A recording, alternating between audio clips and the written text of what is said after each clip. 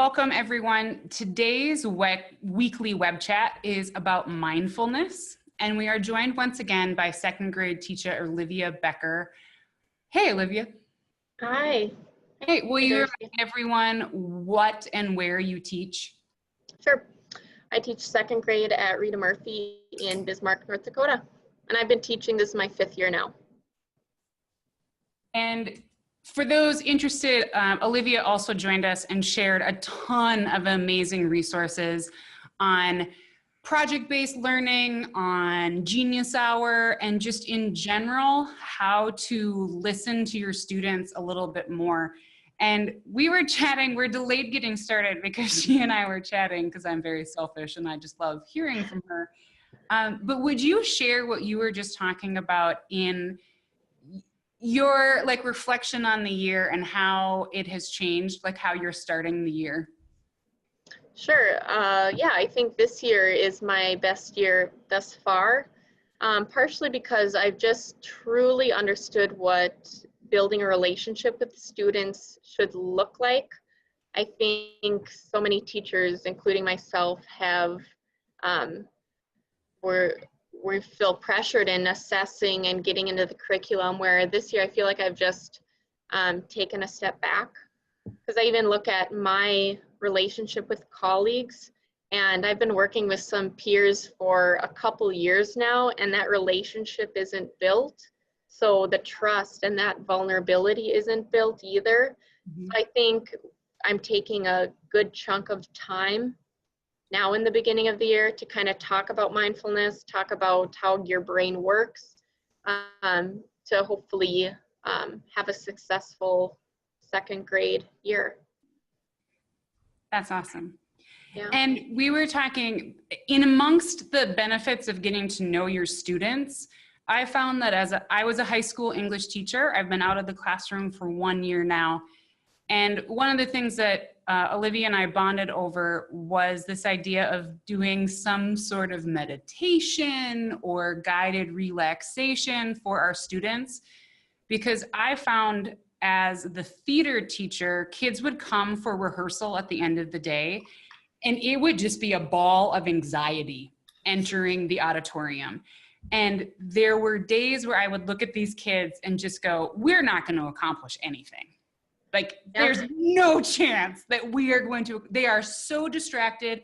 They are worried about 5,000 things. How can I possibly expect them to be good at what we're going to do today? And I found that 5 to 7 minutes of guided meditation, and I am not an expert on guided meditation, but 5 to 7 minutes of guided meditation, it changed their entire physical presence. It changed their demeanor. I had students asking me to record myself so that they could meditate at home.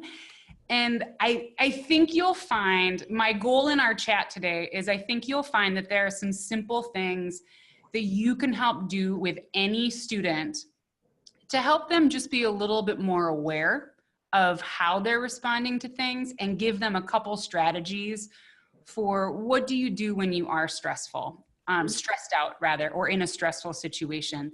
And I think a lot of these things could be really helpful before tests, before like bigger projects, and also just kind of to start the day and get everyone centered and together.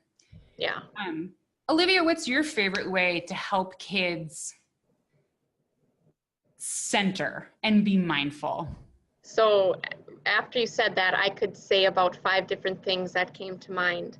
I'm so glad you acknowledged you taking 5 to 7 minutes at the beginning of your class period, because I feel like that's where teachers feel that strain of, you as being high school, you only have them for what, 50 minutes? Yep. I think a lot of teachers are feeling like, I don't have 5 minutes, I don't have 7 minutes because we got to get through this. But I think that you honoring that time to allow your students, you accomplish way more taking out those 7 minutes. So that's great. I use a program. My principal bought it for me, so I'm lucky in that sense, but it's called thisisreboot, all one word.com. And I think it's about $100 for a year subscription, but it's an automated every morning. I'm not sure if I have had it on here, but it's an automated different, yeah, wow, I got it. Kind of just get your body ready to go. And it's a different practice kind of every day, so it's not the same thing over and over and over. And it kind of sets an intention for your class. I love that it looks like, are they really this short? Are they Yeah. like 3 to 5 minutes? Yep, and then you're kind of good to go. So it's kind of that body scan and that kind of body awareness where I think at a second grade level and even just an elementary level, we need. So this was a definite great thing. And they also have a 30-day trial too.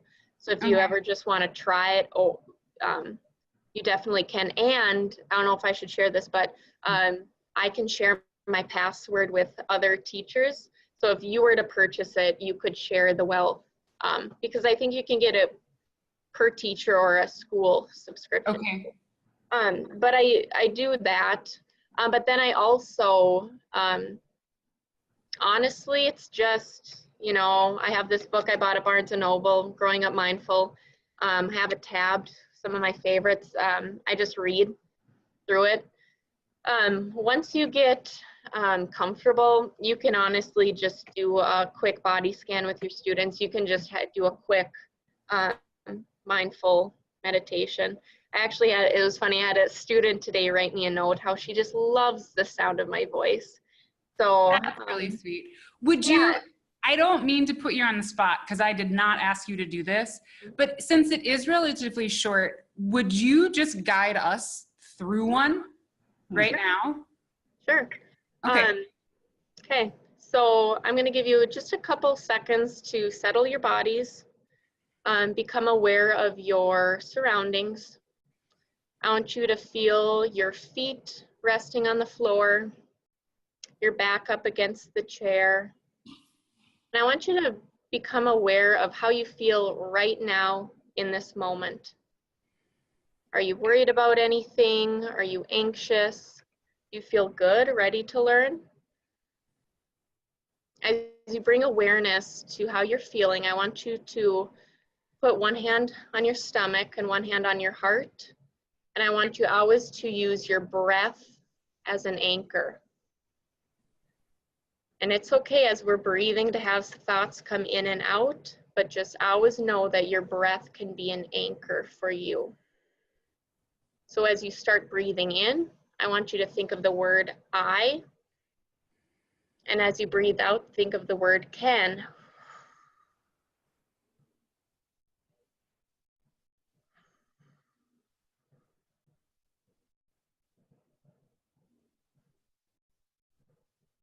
And I want you to notice how it feels to take those deep inhales and exhales. I want you to do a couple more on your own.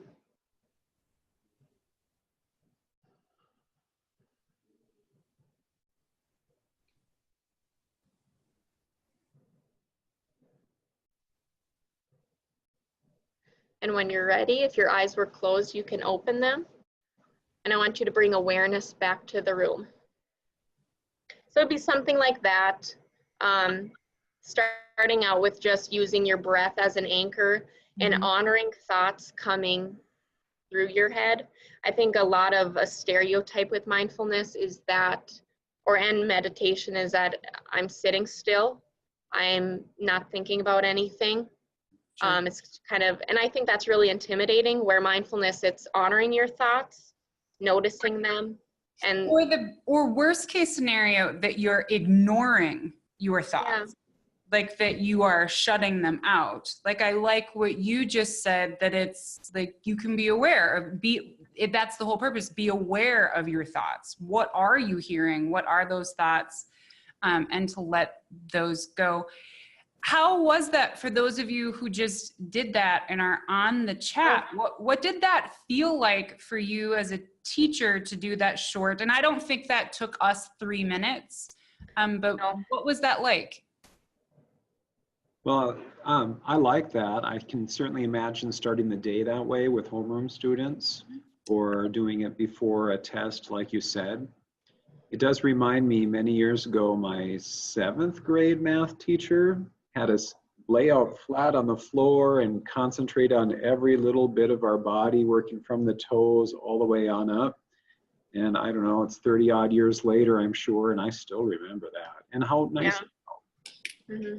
Is that, I don't want to put words in your mouth, Brad, but I have a similar memory in a class. And one of the reasons why I think I remember it so much is it was one of the first times that I really felt like a teacher cared about how I was feeling and was giving me permission to kind of take care of myself before I had to take care of math or whatever the case might be.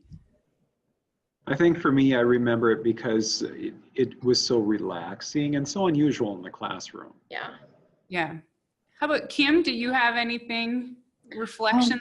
I thought it was really great. And I agree with your student. I like the calmness of your voice. It's very soothing. And our 3rd grade teacher, she is doing some breathing exercises with her students and has invited me to come in to the classroom. And I've thought about, we have to do goals for the year. Mm-hmm. And I was thinking about one of the goals as the students come into library, because I just have them like once or twice a month. My parent has them every week for checkout, but I have them once or twice a month for skills, just to start out the, like kind of replicate something she's doing in the classroom, and have the students do that each time they come in and to prepare for skills, because sometimes they're coming in from recess or music or PE, and you know what I mean, like they come into the library excited, but they're all like, they come in with their voices off, but and sit on the carpet, but you can just see they're just kind of a ball of energy. And I think it would be really great to have them, like you just did with us, is to just stop somehow and focus. And I haven't learned a lot from her yet, but she has invited me to come in, and so I'm interested in combining that with what I learned today and picking what works. That 3 to 5 minutes is well spent if the rest of the time is focused. Yeah. And they're ready to hear what's being said or participate. And I would imagine, I think about when I take my high schoolers to the library, in general, there are other people who have kind of a study hall time. There are other kids working in there, and that may or may not be true in your situations, but there's a general expectation you're going to be a bit quieter because other kids might be reading books. And so I like this idea too, Kim, that for you as a librarian, that you're also kind of setting the tone of the space. Like, this is how we're respectful to this type of space. There's how we like resets is a different space, and there are different expectations there. So we need to let go of some of that energy and refocus for the purpose of this space and what we're doing. Right. Yeah. I love that. So that is something that came out of, Olivia, out of this reboot program for you? That's probably a combination of things. The reboot goes, if I were to continue that, it would say something like, at lunch today, try to sit next to a new friend. So it has that kind of setting an intention. Okay. And it probably has a longer pause where kids are breathing, but like the I and the can, that's one strategy. Thinking of different colors as you breathe in and out. So it's just a more practical, I think, because I run out of things, and books are great too, but there's only, maybe 5 to 10 that I love in here. Okay. Yeah. And I'll be honest, I hadn't used anything specific. When I would do this, I did have my students lay down on the floor because my classroom was adjacent to the theater. So if I needed more space, I had the entire stage And so I could have people, so I was pretty lucky. I know not everyone has that situation. But even in my classroom, there was space for kids to sit or lay down. And I would have them focus very similar to what Brad talked about. I would describe that they were laying on a beach of wet sand, and that the weight of their body was just slowly sinking. And I would invite them to give the weight of their body to the floor, to let go of that tension. And kind of what you both have mentioned, that kind of body scan. Yeah. Be aware of your body. Are you holding tension anywhere? It's like I will be typing and I will slowly, like, right by the time I realize it, my shoulders are like up by my ears. And I'm like, dude, why are you getting, like, there's nothing going on. So I think, like, and I would share that with the students, not in the meditation moment, but just in that kind of general mindfulness of, I know that for me, that's what I do when I drive, when I'm on my computer, even when I'm standing in front of class, I start to kind of like tense up in my shoulder, neck. So it's very helpful for me to be aware of that so that I can take a recentering breath. And then very similar to what Olivia did with us of just asking us to focus on our breathing, I would ask students to imagine an empty room, and that anything that was bugging them throughout the day, I would ask them to set it in the room, to visualize it.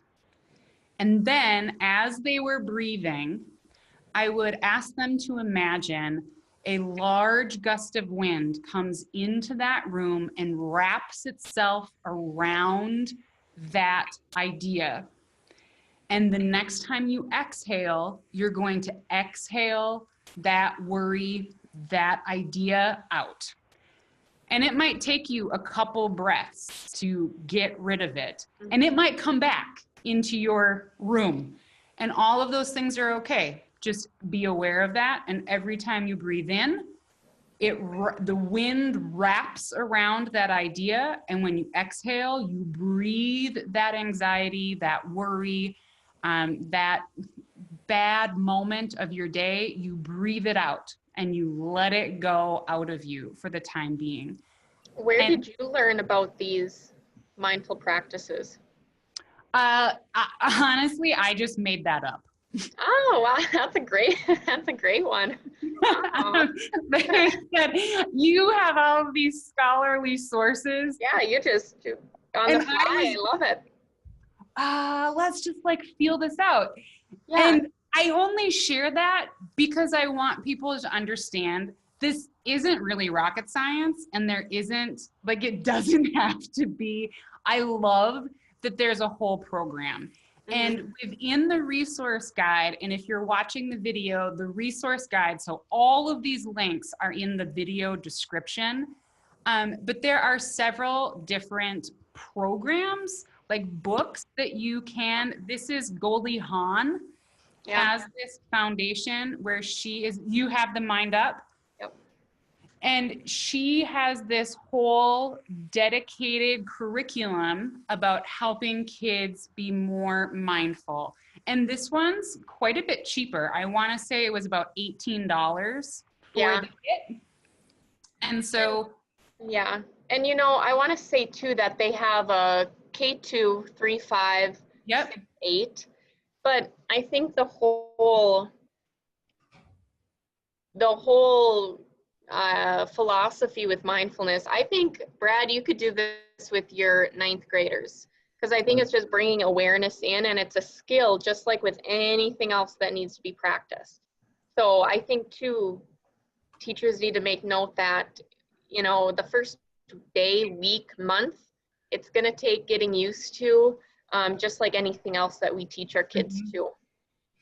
Yeah, you're right. It's just a different mindset. The first time I asked a class of 17-year-olds to do this, you would have thought that a giant banana was talking to them. Yeah. They thought that it was absolutely insane. And then it got to the point, because I didn't do it every day in my English class, obviously. It happened more frequently in theater. But in English and in theater, it got to the point that kids would come to me and say, can we do a relaxation exercise today? I really need it. Mm-hmm. And I chose to call them relaxation exercises and kind of de-stressing exercises instead of mindfulness exercises, because I felt that for my average North Dakota kids, mindfulness might sound a little hippy-dippy. Hokey, yeah. A little hokey, but relaxation exercise, kind of what Brad, you said that too, like it felt like a relaxation exercise for you. They were more accepting of like, oh yeah, she's just trying to help us relax. Really, I was teaching them these strategies, and then we would talk a little bit, you know, you can do this for yourself. Anytime you need, anytime you feel that anxiety, you can put your hand on your stomach and your hand on your chest, and you can focus on your breathing. And I think that's the ultimate goal that we want for our students, is that they're aware that, oh, I need to do a relaxation practice because I am dysregulated and I need, This video in this mindfulness packet is a great little demonstration of that, of this guy talking about being mindful. This word mindfulness become something of a buzz phrase of late. I'm going to give you one simple, serviceable definition, which is this. Mindfulness is the ability to know what's happening in your head at any given moment without getting carried away by it. I love that. What a great, clear definition. And when we talk about younger students, about impulse control, about about delaying gratification, about self-control, all of those things, ultimately what we're talking about is, in order to prevent yourself from acting out or acting in a way that is going to make it hard for people to like you. Like, I think of some behaviors that kids who get so caught up, unfortunately, sometimes it can make their peers view them in a different way.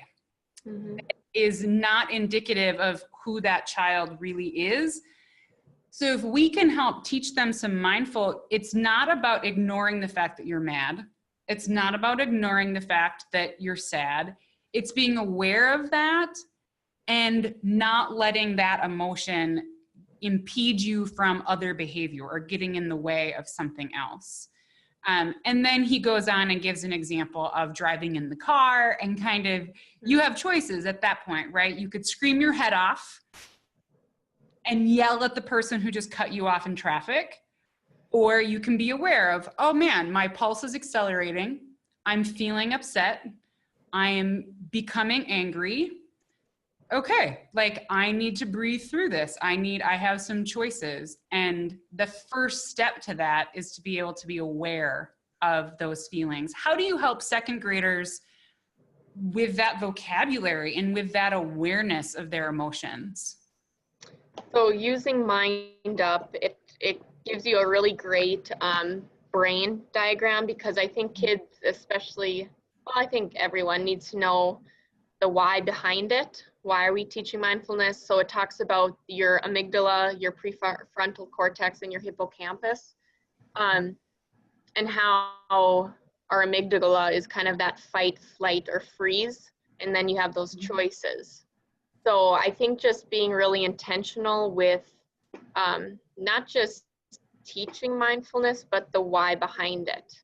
I forgot the statistic, but like in the caveman times, they had like 2 like fight or flight instances, but even like today we have, gosh, I don't know the number, but it was just this huge, like in the thousands or hundreds, where we make up like where it's fight or flight, like we are so worked up and that like in the mindfulness video where the guy cut me off, I'm gonna go, cuss him out and freak out. Or every time my partner leaves his underwear on the bathroom floor. Like, There you go. You're a 40-year-old man.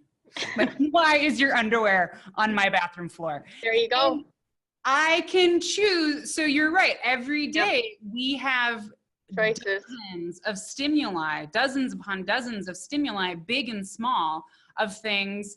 I hate that feeling. Have you had this as a teacher where you get done with a lesson and you sit down at your computer at the beginning of your prep period, and for some ungodly reason, you have received like 30 emails in the last 2 periods, and now all of a sudden you have this full packed inbox, but you also have a stack of papers to grade, a bathroom break to take, and lunch to eat. And that can get that feeling of like, oh my God, like I can't possibly do all of these things right now. In this process of being mindful with your students, has it helped you as a teacher, Olivia, be more mindful as a teacher? Yeah, absolutely. And I want to, Darcy, I want you to go to the page with the resources. I want to mention a shout out to a book called The Art of Stopping Time. Yep, there it is. I read this every morning. It's our Bismarck Public Library has it, but I would recommend buying it. I think it's what, $9 for your Kindle, or used $6. Wow, y'all should buy this. I buy this as gifts. That's how much I love it. But it's just like short. Darcy, and maybe I'll.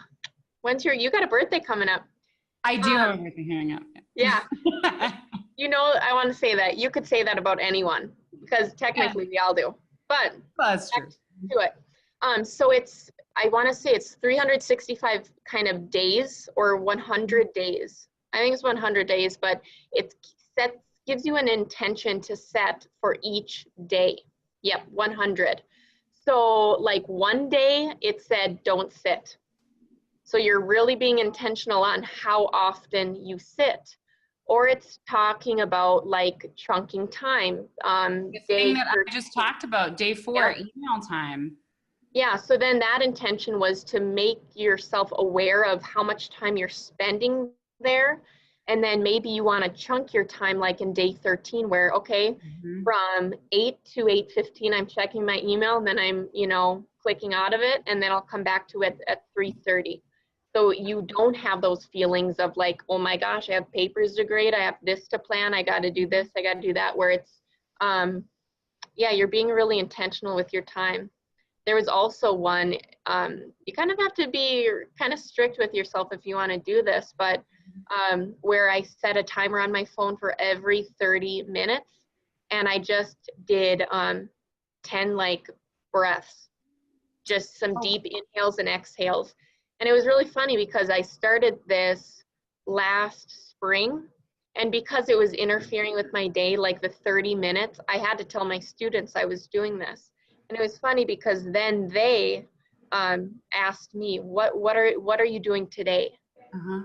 So that they knew it. But this one, I would say, like, is just a great book to have for you, because I should mention I started mindfulness because my second year teaching. I just had a really high needs class, and I was grasping for straws. It seemed like I just needed something. So I think I started it maybe with the wrong intention in mind.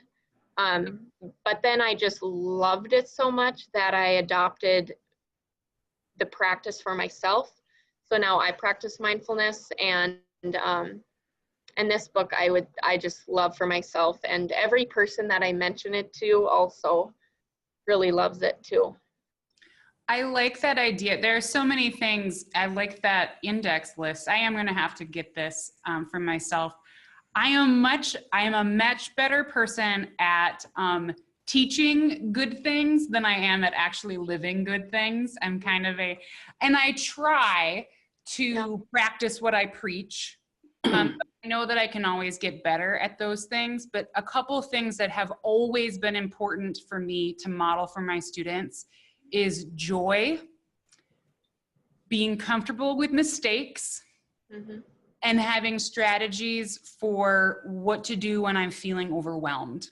Those were the three big things that in my classroom, particularly with high schoolers, juniors and seniors who are going to go out into the real world, I really felt like I needed to model joyful living and that idea. And there were days, dozens of days, right, where I would start the day and I was kind of crabby, but I would go, all right, got to do it for the kids. Yeah. And that kind of fake it till you make it mentality. And by faking joy with my students in the morning, by the end of the day, I was in a much better mood. And to me, that does link into this mindfulness of I was consciously being mindful of the fact that I am really crabby right now. Mhm. And my students do not deserve crabby Bakkegard. They deserve the best version of me that I can possibly give them on any given day. And there's a scale there. The best me from day to day really changes because I'm a human.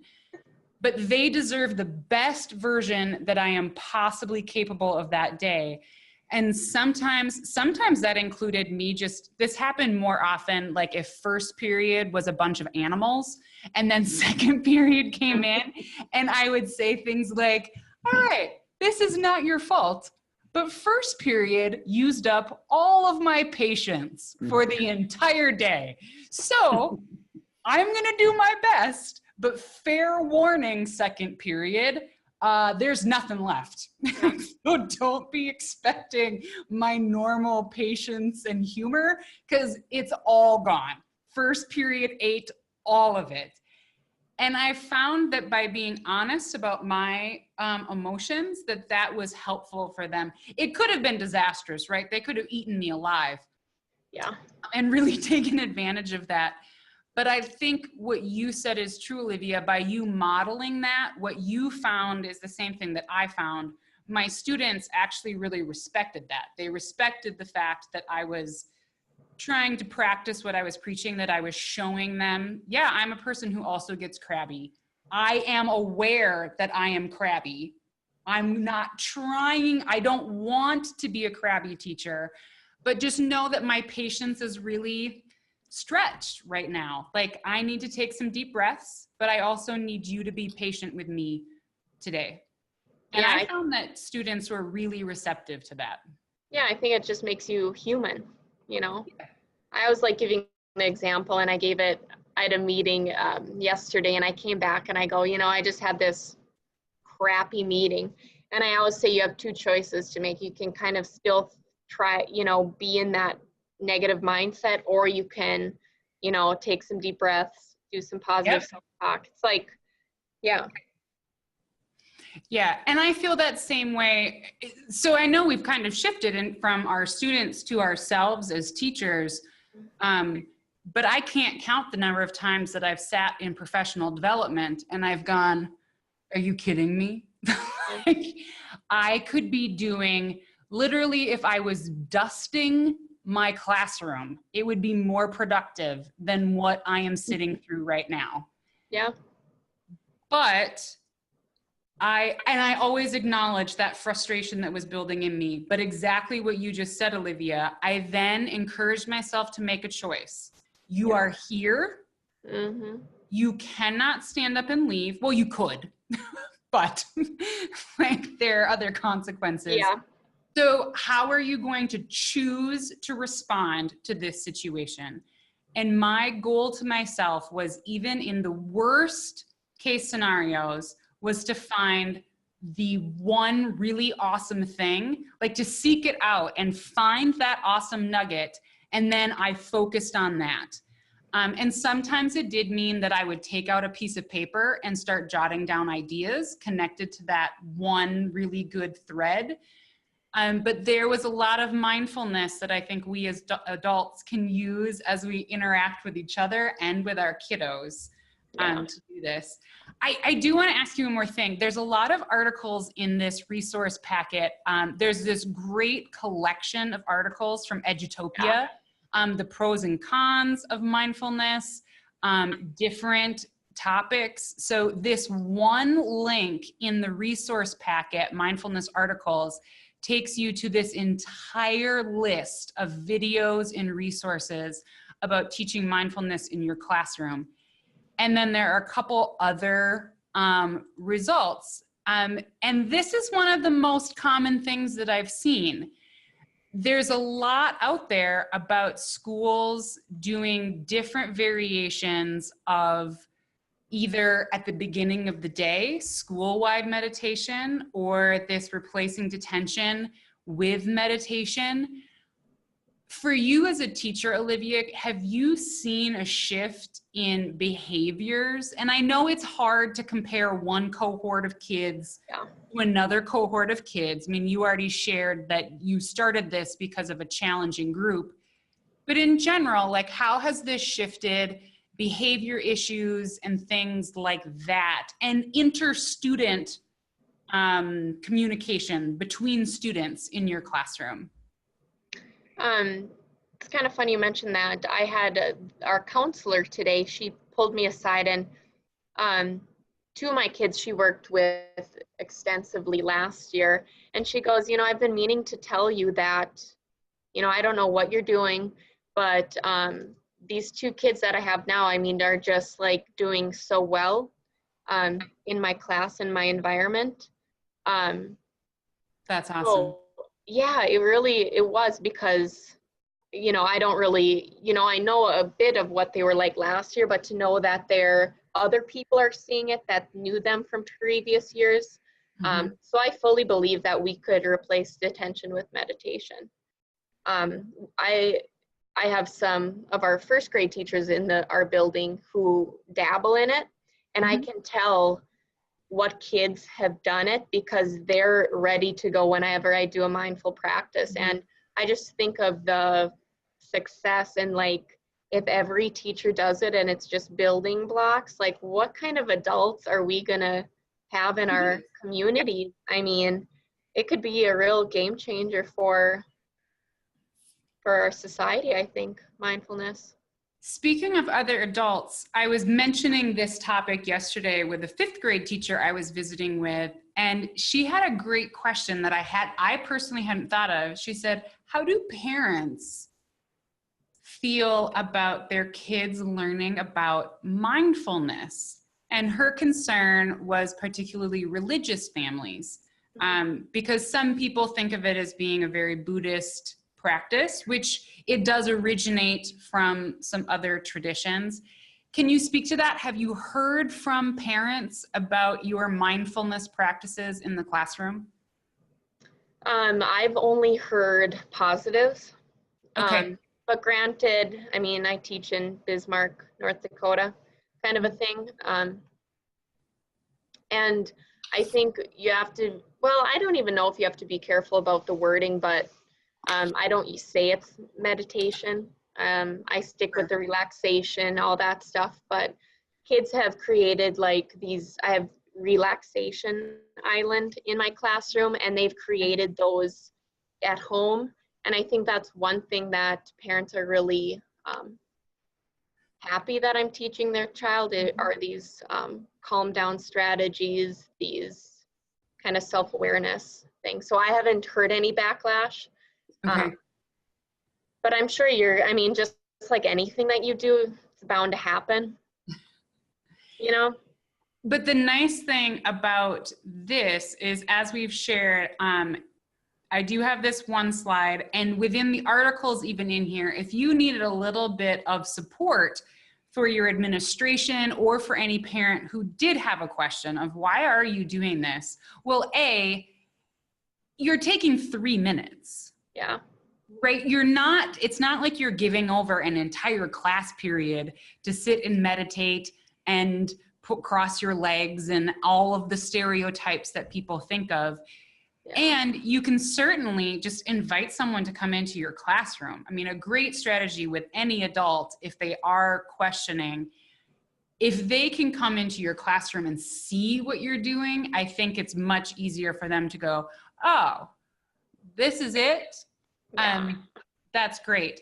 But there are some resources in here that I think help explain the why in mindfulness, that if you did have anyone asking you, like, why are you doing this?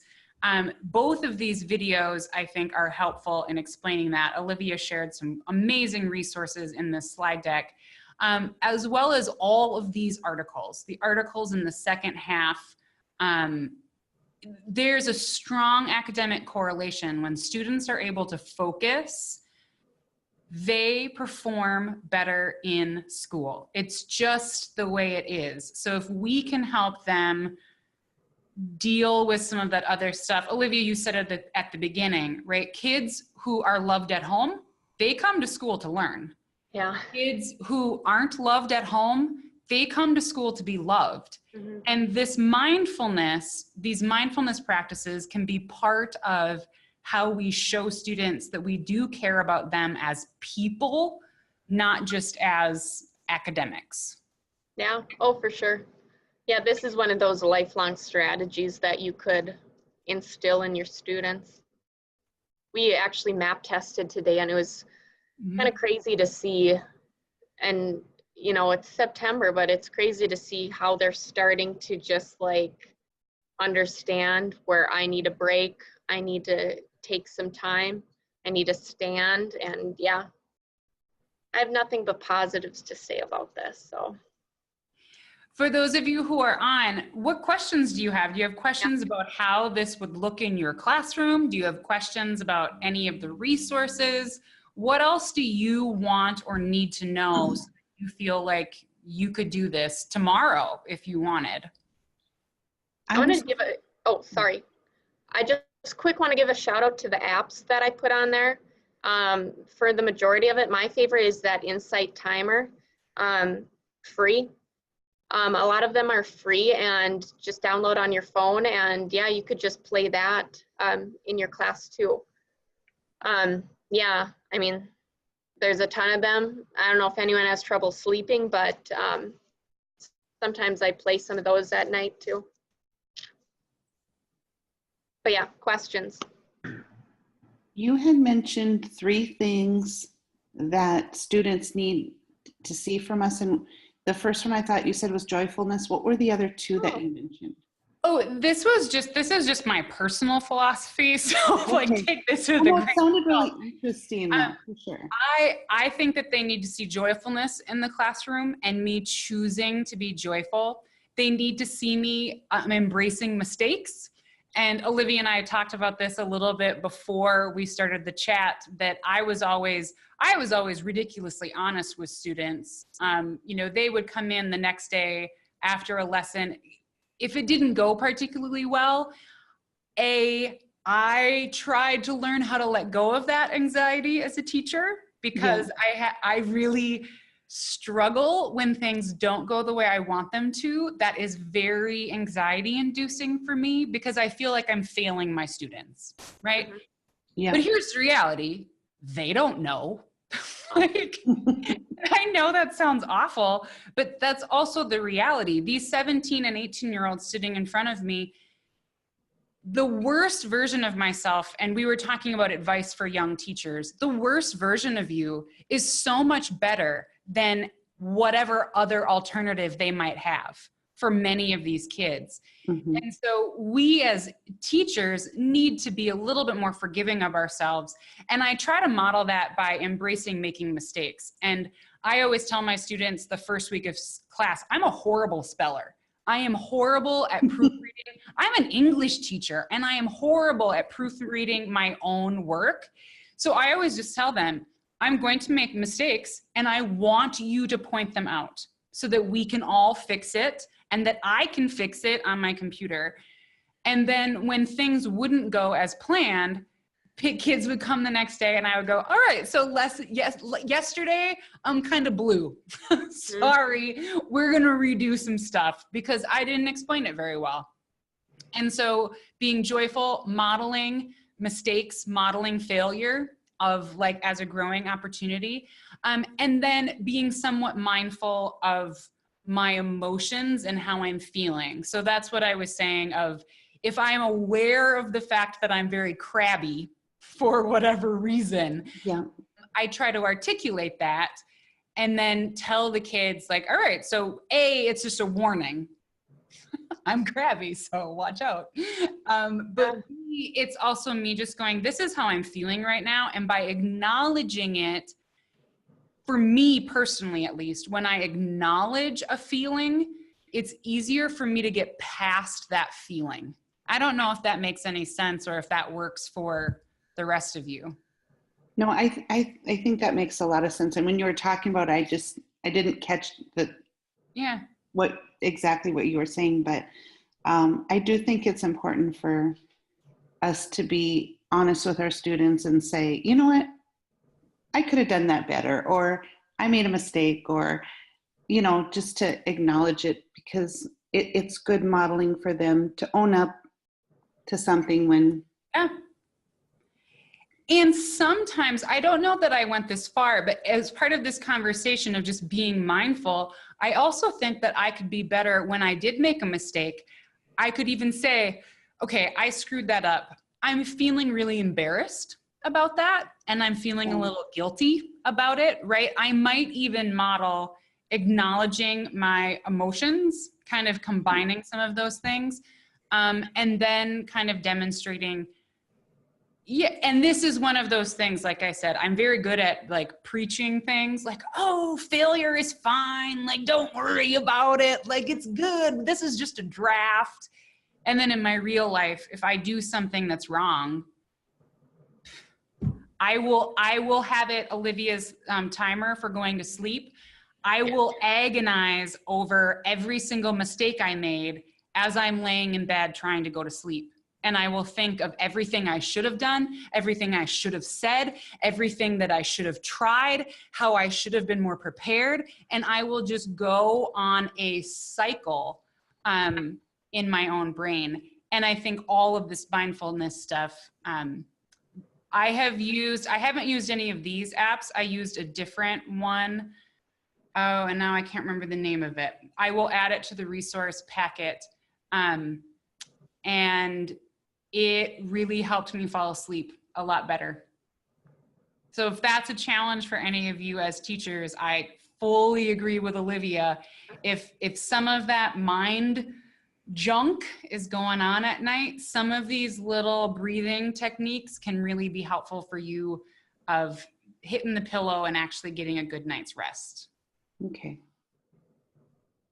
If there's, it looks like. Go ahead. Oh, I'm sorry.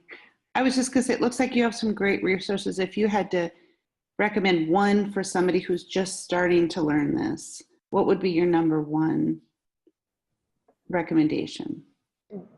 So I'm going to ask you, is it for yourself or for your students? For me to be better at helping my students learn this. So I would say the Mind Up curriculum for teaching it. If you want to just do some mindful exercises, relaxation exercises, I would say download an app, one of the free apps. Okay. Try it out for yourself first, and then you could just hit play, find one you like and hit play, and But if this is new for students, I would always make sure to tell the why behind it, so that they're aware of that before just kind of jumping in and saying, okay, you know, let's be still, let's breathe. I think that's important too. Okay, thank you. Mm-hmm. I was imagining two different ways that one could go about using this. Using it on a regular basis, like in our homerooms when we start the day, there would be time for that. Yeah. Or using it intermittently when you have, well, you can tell when the kids walk in on a particular day if there's something from your room or something else that's happened in the school, and you just tell they're not in a good place right now, and things are going to be rough. Is this something you use either way, or more effective one way or the other? Oh, good question. Yeah, that is a great question. You know, I would say if you're starting out, I would do it every day just so that you get the routine in, and so that it becomes something that they're confident and familiar with doing. And then I would see, as like for my kids, just even today, I had them kind of do a quick body scan, because I want them to start being aware of, oh, I could use this strategy. So hopefully with your ninth graders, see, I don't even know what ninth graders are kind of capable of, but that'd be so nice if they're, if they're aware of, you know, coming to you and asking, can we start our day off with this? Yeah. Or can I take 5 minutes and, you know, stay in the back of the classroom and do this? But I would say getting started, make that a kind of a routine for your day. That's good advice. And I would agree. I will say I've done this with a mixed 9-12 group in after school theater, as well as with juniors and seniors in class. And I didn't do it particularly routinely in class. I would kind of do it as needed, but I agree with Olivia. I think it would have been much more effective if I would have started like even now in the middle of the year, because I think September, there's some natural energy and there's some natural excitement. So I think there would be a reasonable time to kind of go, all right, we're starting a new unit and we're gonna like work on having a new mindset and just kind of dovetailing them together. That I love your homeroom idea. I think that's solid. And if you could convince all the ninth grade homeroom teachers to just try this, holy crap, could that be powerful? Yeah. But even if you were doing this, I didn't have that luxury in my, you know, I just had random seniors and random juniors. So I kind of had to just do what I could do bit by bit in my classroom. But I did find, as I mentioned earlier, that kids would come at the end of the day or in class and say, can we do a quick meditation today? Because and I thought that was a great sign, because it means they're becoming aware of when they're starting to be just balls of stress and tension. And it led to some really nice conversations in class. Yeah. And I too, I didn't want it to set a precedence of, we only do this when we're, you know, kind of crazy or worked up. I didn't want to have that mindset for them. I wanted it to be like, this is always how you could start your day at home. This is something that you could do even when you're tired, even when you want to focus more, or just kind of I don't know, just a different, I didn't want that to be their only way of using it, I guess. I think that's a great point, Olivia, that it becomes kind of there's the maintenance, just the maintenance part of it. And then as you build that skill, you can then use it in special situations. Yeah. Like I take a vitamin every single day because I know that that's just good for my body. And if I'm sick or coming down with something, I might do something extra. Mm-hmm. But no matter how I'm feeling, every single day I take a vitamin. Yeah. So why wouldn't I also every single day take 3 to 5 minutes to put my mind in a calm, focused place so that I can enter the day in the same kind of healthy way that I'm trying to make my body ready with vitamins. Yeah, absolutely. No, I think you said that well. Thanks for that, that point. There's lots of great stuff. Like I said, Olivia really shared some amazing stuff in this resource document. Everything that you see the underline, that's a link to something. So everything is linked for you in this document. You don't need to try to find anything. There are some other just fun little videos. Both of these videos on this Why Teach Mindfulness page, I think could be really good videos for students to see as well. Because Olivia is just talking about best practices in teaching, right? We need to explain our why to students so that we can get more buy-in from them. So if you're explaining the why, then I have consistently found kids are much more willing to go with me wherever I want them to go if I've explained why we're going there and why we're doing that. And both of these videos could be quick little nice introductions.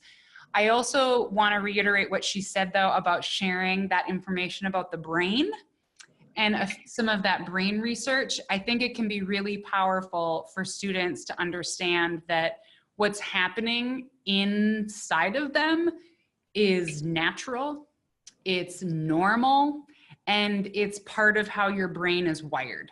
And we're not asking you to change who you are.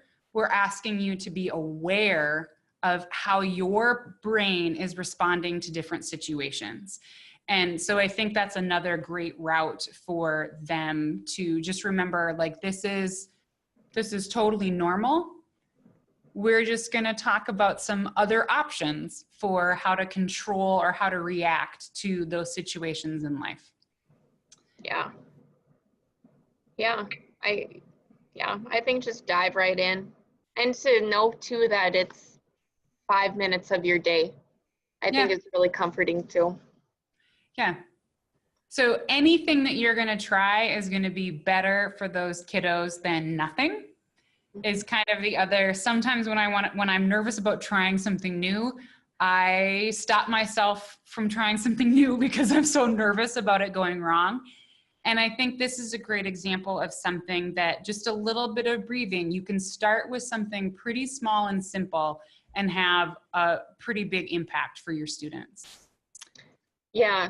And before I forget, you know, when my students are antsy or they're just really heightened, I find myself, I'm that same way. So I need that practice as much as they do. So it's a kind of a win-win when you're doing it too, because how others react is, you know, how we're gonna react too, I think. Yeah.